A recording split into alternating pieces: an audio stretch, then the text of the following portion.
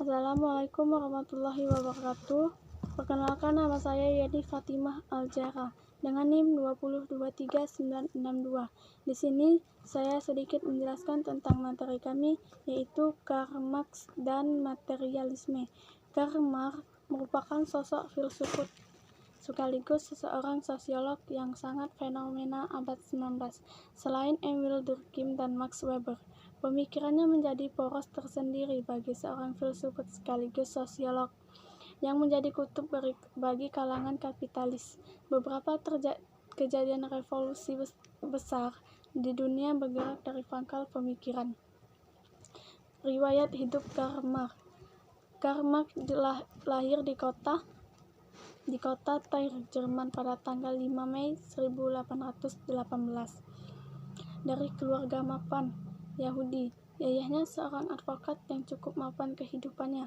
Pada tahun 1835, Marx pergi ke Bonn sebagai mahasiswa dalam bidang ilmu hukum.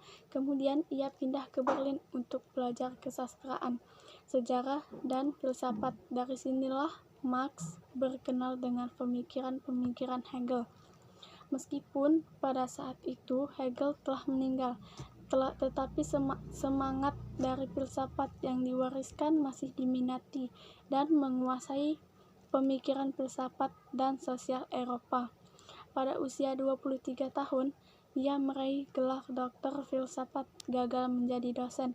Marx muda kemudian menjadi wartawan dan akhirnya lebih banyak menjadi aktivis politik dan penulis.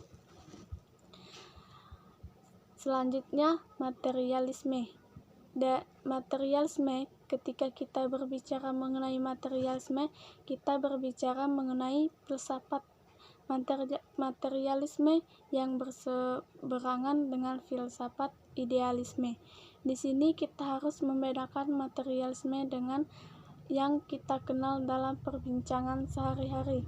Biasanya, kalau kita mendengar kata materialisme, kita lantas berpikir, ini berarti hanya memikirkan kesenangan duniawi, hanya suka berpesta pora-pora, berarti hanya memikir kesenangan, mementingkan uang ia di atas segala-galanya.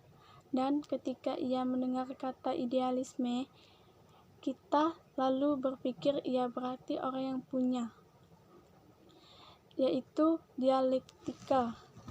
Dialektika adalah bukan semata-mata gejala materi dari kesatuan yang organik, melainkan bergerak dan berkembang. Seluruh alam, kata Engels, dari yang disebut tir, pada pasir sampai matahari, dari sperma sampai manusia, adalah selalu dalam keadaan senantiasa mengalir dengan bergerak dan berkembang. Yaitu selanjutnya materialisme Peutz-Betz.